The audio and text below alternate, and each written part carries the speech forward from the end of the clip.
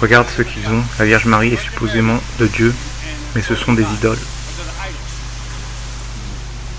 Et ça, c'est supposé être Michael l'archange. Mais c'est quoi? C'est même pas Michael, tu le sais.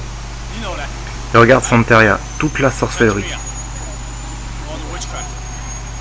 Et ça, c'est le matériel que j'avais, Caldero. C'est Caldero. Tu te rappelles du tabernacle où les gens rencontraient Jésus, ils avaient rencontré Jésus. C'est le tabernacle du diable, ça.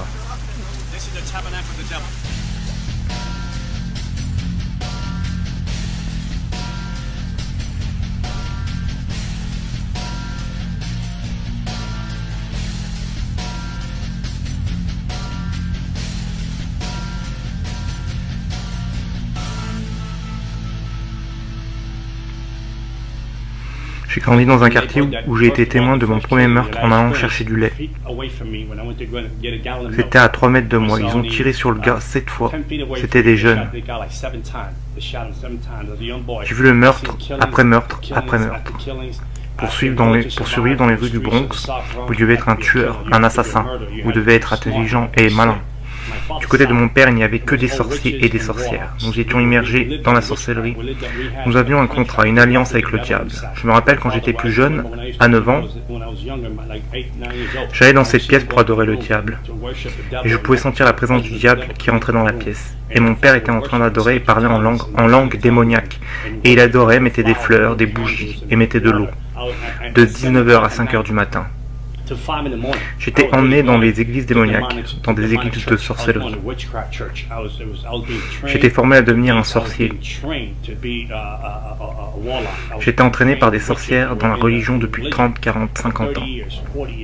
Ils m'ont appris à parler aux principautés, aux esprits sur terre, au diable lui-même. Vous ne pouvez pas parler au diable directement, vous devez gagner le droit de le faire.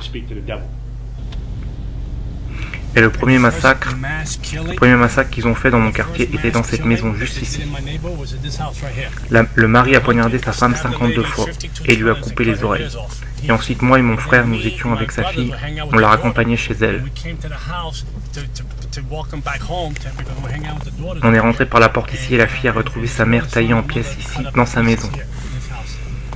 J'étais dans la cour d'école en train de jouer avec quelques amis. Et ce pasteur est venu. Il avait ce groupe qui est venu, ils ont commencé à jouer des chants. Les gens se réunissaient au milieu de la cour d'école et il y avait une atmosphère incroyable. Il y avait une joie incroyable et je venais d'une famille brisée. Ce pasteur est monté sur l'estrade et il parlait d'histoire de la Bible. Et comment Dieu aimait tout le monde, ce genre de choses. Et pour la première fois, j'ai été vraiment captivé. Peut-être que Dieu m'aime, peut-être qu'il me veut, peut-être qu'il veut ma famille, peut-être que Dieu veut toucher ma famille, peut-être qu'il veut changer ma famille. Je me suis dit que je voulais ça, que je voulais expérimenter ça car ça venait vers moi. Et pour la première fois de ma vie, j'ai senti un amour incroyable. C'était indescriptible. Ce pasteur est descendu de l'estrade et venait toucher les gens, prier pour les gens. Alors je me suis dit que maintenant c'était mon tour. Maintenant Jésus va m'accepter. Jésus va me montrer ce qu'est l'amour. Et ce pasteur m'est passé devant. Il ne m'a pas touché, il n'a pas posé les mains sur moi.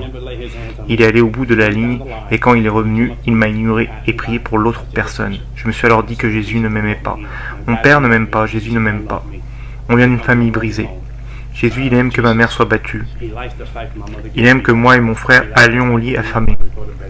Il aime que, vous savez, qu'il n'y ait pas de chauffage dans notre appartement. Il aime le fait que, quand nous allions à l'école, nous sommes rejetés. Donc ce Jésus, il est comme mon père. Il n'y a aucune différence, il est comme mon père. Je suis rentré chez moi brisé, je suis rentré chez moi triste. Et je me rappelle environ 2 semaines plus tard, j'étais dans la cour d'école, je jouais avec des copains. Et j'ai entendu quelque chose tomber et heurter le sol. C'était un collier vaudou. Alors je prends le collier vaudou, il avait beaucoup de couleurs, je le mets sur moi. Et le collier était mon premier contrat avec le diable. Nous avons été à une séance de tarot. Et quand nous étions à cette séance de tarot, j'étais un jeune garçon de 10 ans. La dame qui tirait les cartes, la sorcière, elle avait les yeux fixés sur moi, fascinée. Et elle dit, ce garçon, nous le voulons, nous le voulons. Les sorciers de Santeria le veulent. qu'ils appellent le culte des saints, mais qui est en réalité le culte des démons. Ils le veulent aussi. Et si tu ne me le donnes pas, il va perdre la vue dans 30 jours. Alors ma mère était tellement désespérée, ma mère a vendu ses affaires, elle a vendu son lit. Elle a vendu le mobilier du séjour afin de réunir $250 pour faire ma première séance. Parce que cette dame nous a fait tellement peur que ma mère a dû dormir sur le sol, car elle n'avait plus de lit où dormir. Et parce qu'elle ne voulait pas que je perde la vue, elles m'ont initié au côté obscur au début de mes 10 ans. Et le premier amour, le premier contact que j'ai eu à l'âge de 10 ans avec le diable est arrivé. Et le diable est arrivé et a accepté le sacrifice que je lui offrais, ma vie. Et ils ont mis 5 perles autour de mon cou, les 5 pires démons des principautés en dessous de Satan. Ils les ont mis autour de mon cou, ce qui est Santeria. Et ils m'ont dit qu'ils allaient être mes guides spirituels, mes anges gardiens, et qu'ils allaient gérer ma vie à partir de maintenant. C'est le bâtiment, ce bâtiment au coin de la rue ici, était quasiment abandonné. C'est dans le livre. Moi et mon frère, on avait l'habitude de monter et descendre, chercher l'eau à la pompe. Tu vois la pompe, ce bâtiment avait été laissé à l'abandon, quasiment plus personne ne vivait ici. Seulement moi et ma famille et 12 autres familles vivaient ici. Mon enfance m'a été volée. Toute mon enfance a été d'adorer le diable, d'aller dans des églises sataniques. J'allais dans les églises sataniques de 19h à 5h du matin. J'étais formé par les sorciers et les sorcières à connaître les principautés démoniaques, les droits qui détient cette région, qui est dans cette région, qui gère cette principauté, quel est le nom de cette principauté. J'avais des pouvoirs de channeling. À l'âge de 13 ans, je faisais des projections astrales. Je laissais mon corps à la maison. J'allais dans différentes régions et je lançais des malédictions. Je maudissais des quartiers. Je mettais des esprits de prostitution, des esprits de drogue dans ces quartiers, des esprits d'homosexualité, esprits démoniaques, des esprits de meurtre, des esprits de suicide. Je savais comment appeler tous ces esprits dans les quartiers. À l'âge de 15-16 ans, j'allais dans les hôpitaux et invoquais des esprits de mort en soins intensifs, la mort dans une seule pièce pour que cette personne meure, car je voulais grimper les échelons avec le diable, je voulais devenir le plus grand adorateur du diable de New York. Le diable est devenu mon père. Il a remplacé mon père parce que j'ai prié qu'il tue mon père. Et à l'âge de 31 ans, mon père s'est fait tirer dessus en pleine phase dans une boîte de nuit par une femme qui n'était pas la sienne alors qu'il en avait une. Le diable l'a pris, il m'a dit qu'il remplacerait l'ancien pour que je lui appartienne. Et le diable est devenu mon père. Il y avait une boîte de nuit ici, et mon père est mort ici à 33 ans. Et nous vivons ici. Et quand j'avais 11 ans, il y avait un magasin juste ici, en coin de la rue. Et le gars s'est fait tirer dessus dans la rue juste ici. Le gars s'est fait tuer pendant que j'allais chercher une bouteille de lait. Et j'ai grimpé les rangs des adorateurs du diable, j'ai grimpé les rangs avec les principautés et démons, jusqu'au point où je pouvais m'asseoir et parler avec le diable comme je l'ai fait avec toi aujourd'hui. Le diable se manifestait en forme humaine, sa présence entrait dans la pièce. Et je parlais avec le diable toute la nuit, et il me donnait des missions. J'allais dans plusieurs clubs pendant la nuit, afin de recruter des personnes pour le côté obscur. Je disais des choses aux gens à propos de leurs finances, de leur vie, ce qu'ils avaient fait, ce qui allait leur arriver. Ils n'avaient aucune idée de qui j'étais. Ils ne savaient pas de qui j'étais, j'avais juste des pouvoirs démoniaques. J'aimais le sang, je tuais les animaux afin de boire leur sang chaque semaine. Et si je n'avais pas le temps d'acheter des animaux, je me coupais moi-même pour boire mon propre sang. Le cercle des personnes avec qui j'étais dans ce monde démoniaque, il y avait des docteurs, des avocats, des directeurs, des juges, des policiers. Ils étaient dans la sorcellerie, même des chanteurs qui sont très connus aujourd'hui. Je déplaçais des principautés de région en région, afin de contrôler les démons au sol pour bloquer l'église, pour empêcher la croissance de l'église, pour empêcher aux gens d'être sauvés. Je rentrais d'une boîte de nuit bourré, j'étais à moitié possédé en étant saoul. Je m'arrêtais au milieu de la rue et je disais à Dieu, descends, tu en veux? Tu veux que je te frappe? Tu veux que je te crache dessus? Descends et viens me chercher. Je me suis marié à Halloween, j'ai eu un mariage satanique à Halloween. Tous les démons et principautés de différentes parties du monde sont venus à mon mariage. Aucun être humain n'est venu à mon mariage, il était effrayé de venir à mon mariage. Alors j'ai eu un mariage fou, j'ai envoyé des invitations mais personne n'est venu. Du coup il n'y a eu aucun cadeau de mariage. Mais des démons sont venus à mon mariage et ont baptisé mon mariage. Alors ma femme était une sorcière, j'étais un sorcier et ensuite ma fille. Et je l'ai formée à devenir une sorcière elle aussi. Je me rappelle la première fois que j'allais faire un sacrifice humain. Le diable était assis à la place du passager dans ma voiture. Il m'a dit « Tu m'aimes ?» J'ai répondu « Oui ». Il m'a dit qu'il y a un gars sur le toit qui va essayer de t'attraper. Il va essayer de te voler ton argent et de te faire de mal. Si tu m'aimes, tue-le. Donc je me suis rendu sur le toit et je vivais au 12e étage de cet immeuble, je m'en souviens. Quand je suis arrivé en haut, je me souviens que cet homme se trouvait derrière la cage d'escalier. Et cet homme faisait 2 mètres de haut et devait peser dans les 110 kilos. J'étais à moitié possédé, j'ai senti un démon rentrer en moi et ce n'était même plus moi. Donc j'allais le traîner jusqu'à mon appartement et lui trancher la gorge. Parce que j'avais un chaudron et qui devait peser plus de 50 kilos. Et à l'intérieur, 9 machettes et des couteaux avec lesquels je faisais mes sacrifices d'animaux. Et quand j'ai voulu attraper l'homme, il m'a filé entre les mains et a disparu. Il a descendu les escaliers, cet homme était comme un coureur olympique, il a disparu d'un coup. Je n'ai donc pas pu l'attraper et le tuer, et j'ai été vraiment déçu de ne pas pouvoir tuer ma première personne. Des personnes ont dessiné ces graffitis ici. C'est un démon juste ici.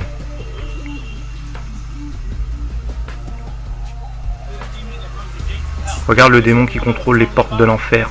C'est celui dont je vous parlais, qui est dans mon livre sur Santaria. Ce petit démon.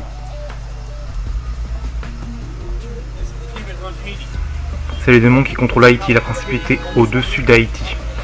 Celui là-bas est la principauté au-dessus de l'islam. Regarde ça pour piéger les gens. La vérité. Tu trouves ça drôle? La vérité vous rendra libre. Ils ont mis le pentagramme là-haut pour que les gens pensent que ça fait partie de ça. C'est quoi cet endroit? C'est l'endroit où vont tous les gens du Bronx pour se préoccuper du matériel. Afin de faire de la sorcellerie, blesser des gens, tuer des gens. C'est l'endroit où nous pouvons aller à l'intérieur, viens. Si je vous disais que j'allais vous tuer dans les 30 prochains jours, les gens me payaient la somme que je demandais, sinon je les tuais dans les 30 prochains jours. Je me fichais de qui vous étiez, de quand vous vous appelez, que qui vous êtes. Que vous appelez catholique, que vous vous appelez chrétien ou croyant, j'allais vous tuer. À moins que vous n'ayez une vraie relation avec Jésus-Christ.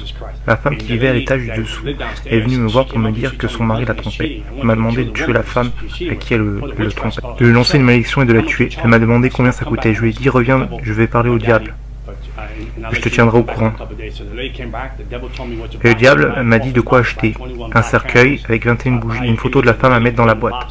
Pour que la sorcellerie fasse effet et la fasse mourir. Et dans 21 jours, elle devait mourir. Donc quand la femme est revenue me voir, je lui ai dit que ça lui coûterait 10 000 $. Tu sais quoi, je te connais bien, tu étais sympa. Je le fais pour 7 000 $. Je faisais une réduction de 30%.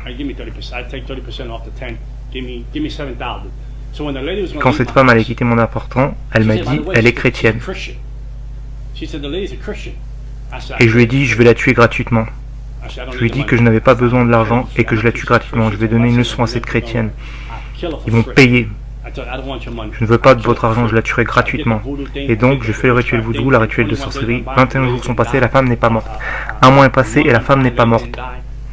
Je me suis dit, waouh, qu'est-ce qui se passe? Ma réputation va en souffrir. J'ai donc appelé le diable et les démons, j'ai intensifié la sorcellerie. J'ai doublé la sorcellerie pour qu'elle meure dans la nuit. Et rien ne s'est passé, rien du tout. J'étais donc chez moi la nuit et le diable est venu. J'ai senti sa présence envahir la pièce. Et il m'a dit, nous devons avorter ton plan de tuer cette femme. Je lui ai demandé pourquoi abandonner. Ma réputation est en jeu, je suis un sorcier. Et si je ne tue pas cette femme, on va penser que je n'ai plus aucun pouvoir. Et le diable m'a dit, tu ne comprends pas, le Dieu qu'elle sert a dit de la laisser tranquille. Il a dit, ne la touche pas. Et j'ai demandé qui était ce Dieu. Le Dieu qu'elle sert. J'étais très en colère et j'ai dit, continue encore une semaine de la tuer. Mais le diable m'a encore répété, non, le Dieu qu'elle sert a dit de la laisser tranquille. Avec la sorcellerie que j'ai faite sur cette femme, elle aurait dû mourir en moins de 21 jours. Salut, comment ça va? C'est Jézabel. C'est Jézabel dans leur religion. Voilà comment ça fonctionne. Ces statues ici ne sont rien. Mais c'est le démon qu'il y a derrière. Donc pour que je puisse m'identifier, cette statue doit être faite car je ne peux pas m'identifier à un esprit. Je ne peux pas m'identifier à un esprit car nous n'avons rien en commun. Je suis un humain et un esprit est immortel. L'esprit est un esprit démoniaque.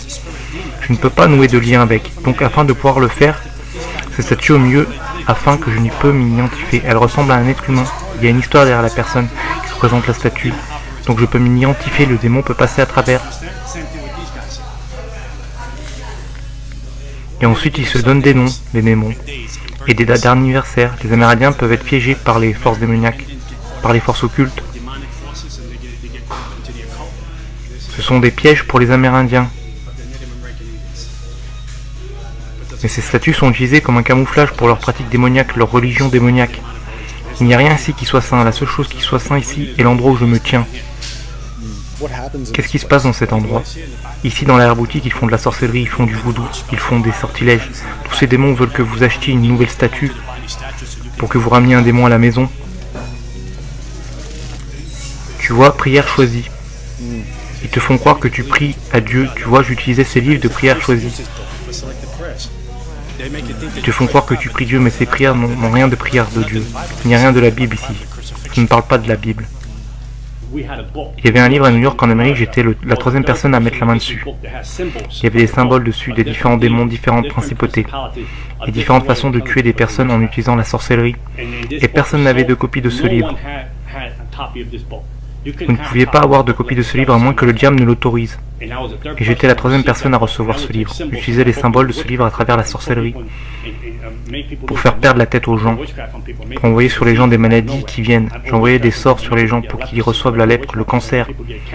J'utilisais la sorcellerie sur des personnes pour les conduire au désespoir, pour faire avorter des femmes.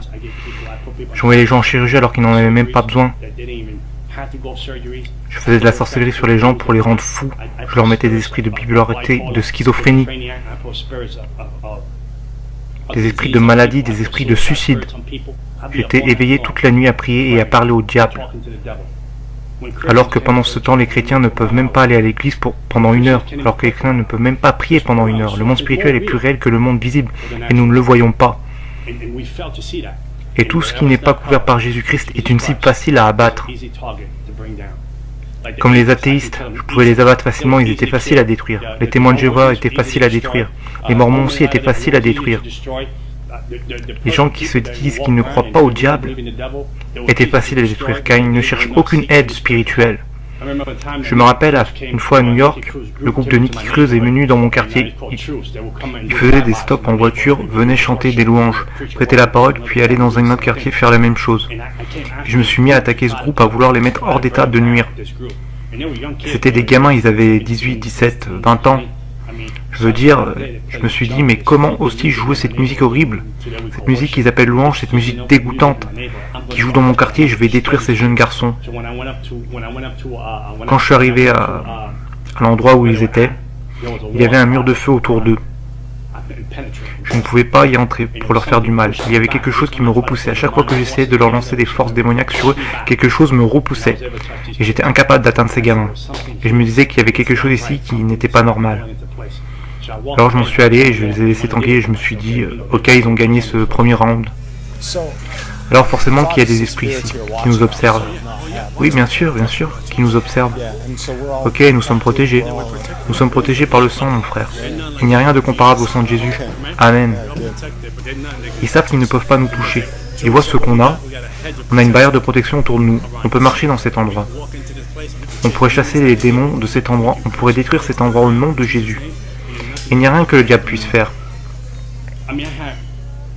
J'avais beaucoup d'argent, de belles voitures, de belles femmes. J'avais tout, je vivais dans le monde. Mon voisinage était terrifié de qui j'étais. Ils se disaient, vous embêtez ce type et votre famille va mourir. Vous embêtez ce type, il n'aura pas besoin d'un pistolet, il tuera vos familles durant son sommeil. Mon père était incroyable. Il me donnait des pouvoirs au-delà de ce que je pouvais imaginer. Il me donnait des pouvoirs et les gens avaient peur de moi, la police me craignait. La sécurité dans mon quartier me craignait. Les gens m'appelaient le fils du diable. J'ai mis des chrétiens à genoux, les empêchant de prier car ils étaient sans puissance. Ce n'était pas parce que leur Dieu n'était pas tout puissant, comprenez-moi bien. Leur Dieu était tout puissant, mais le vaisseau était faible. Le vaisseau n'avait pas de vie de prière, la prière n'était pas accompagnée de jeûne, et il n'avait aucune relation avec Dieu. Il y avait une forme de piété dans la personne, mais aucune puissance. La personne était faible, la personne ne faisait rien. Elle avait une Bible, un beau costume, de beaux habits, mais il n'y avait aucune connexion avec Jésus-Christ, parce qu'ils étaient hors de sa volonté, hors de ses promesses, et il était hors du plan que Dieu avait pour lui. Et je vous tenais alors, je vous possédais, je vous brisais, je vous jetais de la sorcellerie. Je continuais de faire ça, des chrétiens en nombre, des familles à des églises. J'en avais après tout ce qui pouvait représenter la croix de Jésus-Christ.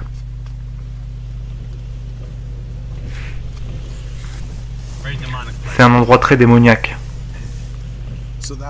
Alors cet endroit a un effet sur tout le quartier? Oui, bien sûr, cet endroit a toute cette région sous son contrôle. C'est le trône du diable, nous venons juste d'aller au trône du diable. Ce trône est là depuis les années 80. Et ils dépensent 100 ou 200 $ à acheter toutes ces choses, ils se ruinent et n'ont même pas assez avec l'assistance publique, mais on a quand même assez pour acheter ces choses, parce qu'ils pensent que leur vie va devenir meilleure, que leur vie va s'améliorer, qu'ils vont faire des progrès. Ils croient qu'ils vont briser les malédictions familiales, les rituels, les malédictions qui viennent du vaudou. Ils croient qu'ils vont briser tout ça alors que Dieu dit « Venez et je le ferai gratuitement. Donnez-moi juste votre vie et je vous rendrai libre. » Mais ils n'en veulent pas, c'est trop difficile pour eux, c'est trop compliqué pour eux. Mais ils peuvent aller dans des endroits comme ça et dépenser 200 $. J'avais un contrat avec la principauté qui contrôle Haïti, son nom est Canberra. J'avais un contrat avec les démons de Miami, avec les démons d'Afrique. J'avais aussi des contrats avec les démons ici à New York, la principauté qui contrôle Times Square ici à la 42e rue. La principauté qui contrôle Times Square à la 42e rue n'est pas la même que celle qui essaie de contrôler ce quartier. Je n'avais aucune conscience. Je me rappelle avoir fait de la sorcellerie sur mon frère et l'avoir mis en prison pendant 5 ans. Mon propre frère, ma chair, mon sang. J'ai fait de la sorcellerie pour le mettre en prison pour 5 ans. Mon autre frère, qui était aussi sorcier, est venu chez moi, une fois en colère. Et un démon l'a assailli. Il a couru hors de la maison car il ne supportait pas la douleur à son estomac. Et ma mère ne pouvait supporter ça. J'ai fait tellement de rituels sur mon corps. Le dernier rituel que j'ai fait, non seulement j'avais vendu mon âme au diable, mais j'ai fait une cérémonie où je devais boire du sang animal avec de la poudre. Ça s'appelle Sansi. C'est une cérémonie d'Haïtiens et de Français. Vous faites cette cérémonie avec un démon et quand je vais chez les gens pour manger, ils ne peuvent pas faire de la sorcellerie sur la nourriture. Je fais toutes ces cérémonies que vous pouvez imaginer. J'allais dans les églises sataniques. Et chaque année, nous avions une réunion secrète. Tous les sorciers et sorcières venaient à cette réunion pour décider quelle principauté serait invoquée pour contrôler la région. Nous étions mieux organisés que l'Église. Le royaume des ténèbres était mieux organisé que l'Église de Jésus-Christ. Nous savions faire les cérémonies et préparer les choses pour l'année prochaine, avant que l'année en cours ne soit finie, pendant que les chrétiens ne peuvent pas venir à l'église et prier pendant 1 heure, pendant que les chrétiens ne peuvent pas avoir une relation continue avec Dieu. J'avais pris une année sabbatique et la sorcellerie et le diable m'a puni et m'a rendu aveugle pendant 1 an. J'ai été complètement aveugle pendant 1 an. J'étais enregistré à l'association pour les aveugles, j'étais totalement aveugle. J'ai été entraîné à utiliser un chien guide. J'ai été entraîné à utiliser un de ces bâtons que vous utilisez pour marcher dans la rue. Ma mère avait pris soin de moi pendant 1 an.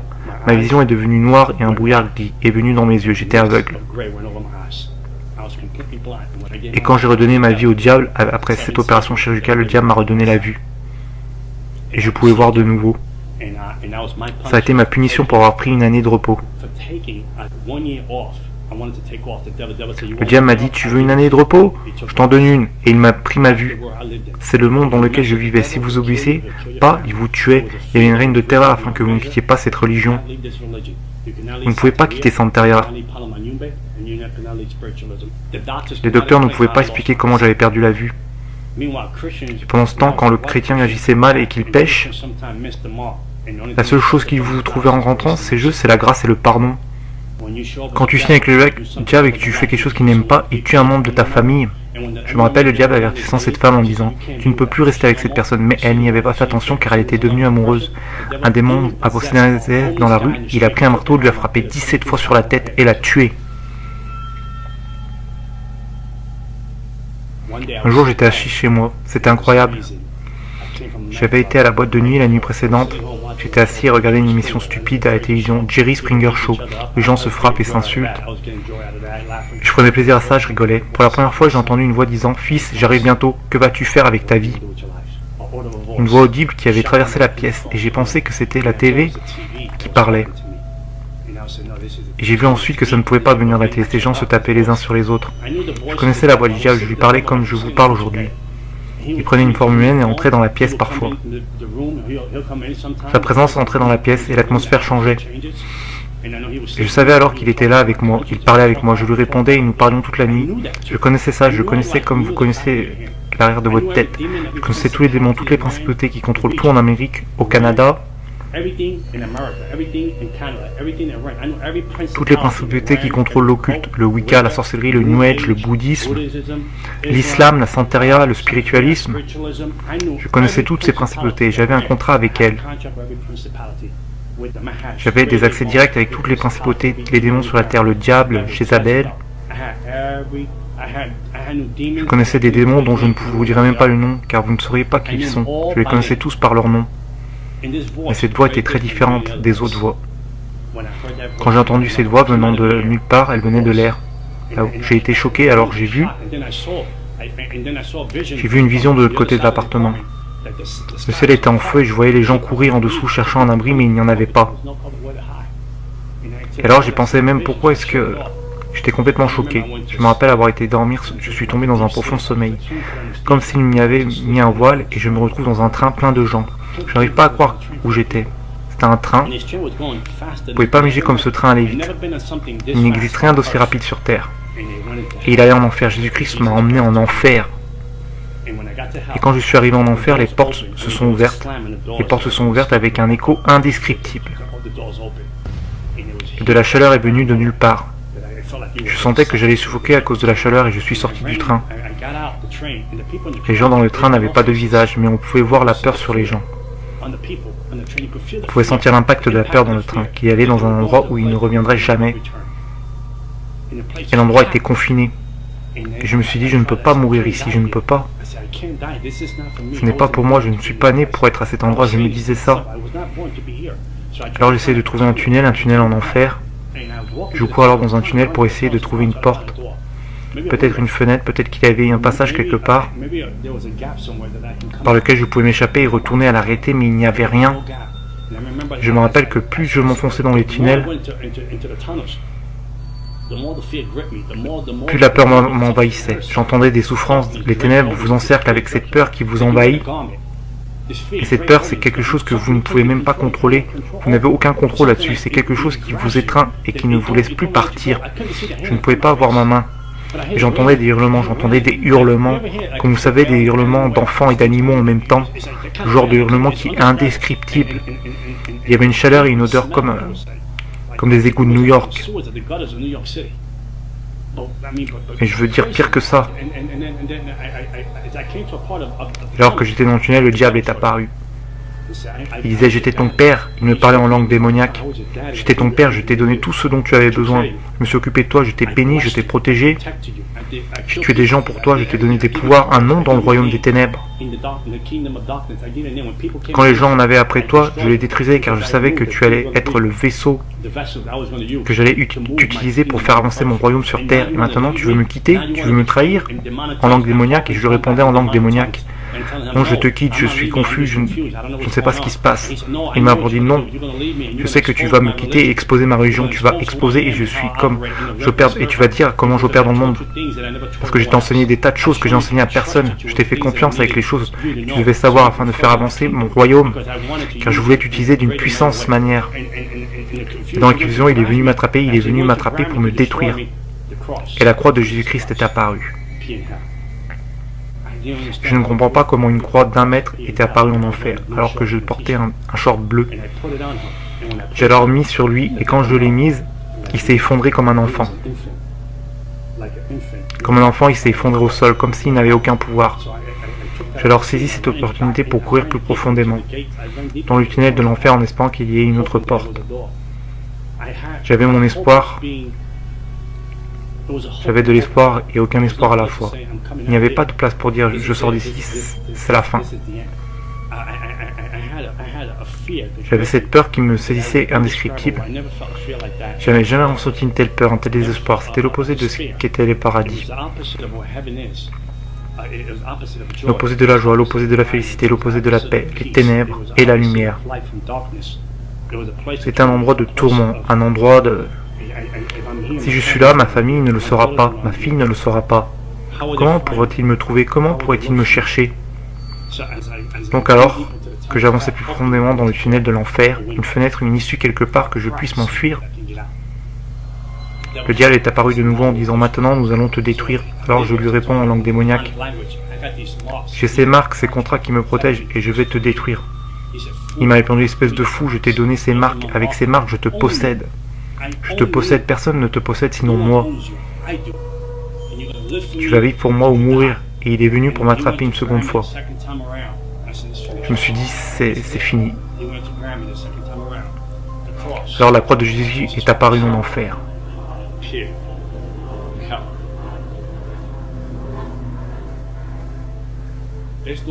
Il n'y a pas de plus grand amour que la croix qui apparaît pour un pécheur comme moi en enfer. Et quand David dit « Je repose dans le séjour des morts », il sait que je suis ici.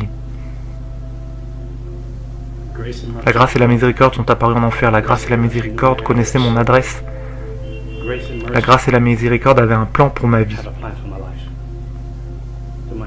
Avec mes inqualifiables façons de vivre démoniaques, égoïstes et arrogantes, j'étais en enfer. Alors que mon sort était réglé, Jésus-Christ m'a aimé. Et il a dit, j'ai un plan pour toi, je t'aime plus que tu ne peux l'imaginer. Et il est arrivé en enfer quand je me suis réveillé et que mon esprit est revenu dans mon corps. Je me suis levé, je me suis mis à genoux devant Jésus-Christ. J'avais pour 100 000 $ de matériel de sorcellerie à la maison et j'ai tout jeté. Je me suis débarrassé de tout ce qui avait un lien avec le monde des ténèbres. Mon ancien compagnon d'Haïti, de Cuba, de Miami et de New York voulait me tuer car j'en savais trop. Nous devons le détruire, le tuer car il en sait trop et il n'est plus des nôtres. Et ils sont venus pour me tuer, ils l'ont fait de leur mieux. Je dormais durant la journée pour rester éveillé la nuit quand les démons sont venus me tourmenter pendant 30 jours. Ils m'ont tourmenté pendant 30 jours. Ils me prenaient par la gorge, me sortaient hors du lit, la pièce devenait froide. J'étais allongé dans mon lit et je sentais une autre personne allongée à côté de moi, froide. Je regardais comme ça et je pouvais sentir la présence, c'était le diable en personne dans mon lit. Pendant 30 jours sans répit à me tourmenter, à essayer d'arracher mon âme de mon corps. À essayer d'arracher mon esprit de mon corps, je tremblais la nuit comme jamais auparavant. Je criais, je ne savais pas comment prier, alors je disais « Jésus, Jésus, Jésus !» Je disais des prières d'une sœur que j'avais entendue à l'église, je l'avais entendue prier ainsi. J'essayais d'assembler ces prières ensemble comme un puzzle afin de combattre pour ma vie. Et un jour j'étais à l'église en train d'adorer et j'ai demandé « Seigneur, pourquoi laisses-tu tout ça m'arriver ?» Et un jour Dieu m'a dit « Je voulais voir combien tu m'aimes. Je voulais voir combien tu me fais confiance. » Et jamais plus je n'étais tourmenté par le diable. Et je suis devenu un évangéliste pour Jésus-Christ. 14 ans à servir le Seigneur et je ne l'échangerai pour rien au monde. Sur le boulevard Alléluia, il y a un manoir pour John Ramirez. Et un jour on dira bienvenue à la maison, bien fait, fidèle serviteur. Et je vous dis, il n'y a rien. Je ne parle pas de chrétienté, je parle d'une relation avec Jésus-Christ. Il est mon Seigneur, il est mon début et ma fin. Aucune arme forgée contre moi ne prospérera. Je mourrai quand Jésus dira que je rentre à la maison, pas à cause d'un sorcier, pas à cause d'une personne, pas à cause du vaudou, d'une incantation, d'un sort. Rien de tout ça ne peut me séparer de l'amour de Dieu. 100 000 $ de sorcellerie, avoir vendu mon âme, des marques ici, des marques ici et des marques ici, mais la plus grande marque est ici.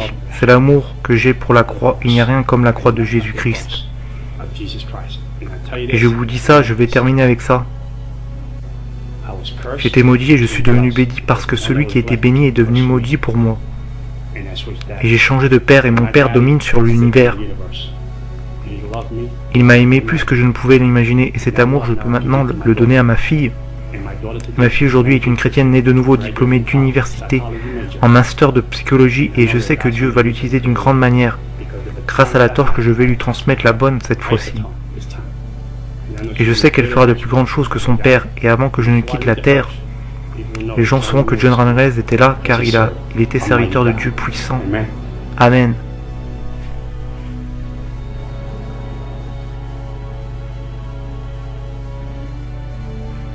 Après avoir donné sa vie à Christ, John a rejoint Times Square Church à New York. Il a été formé par le pasteur David Wilkinson jusqu'à la mort du pasteur Wilkinson en 2011. John est maintenant un évangéliste pour Christ. Il voyage à travers le monde afin de prêcher et d'exposer les œuvres de Satan.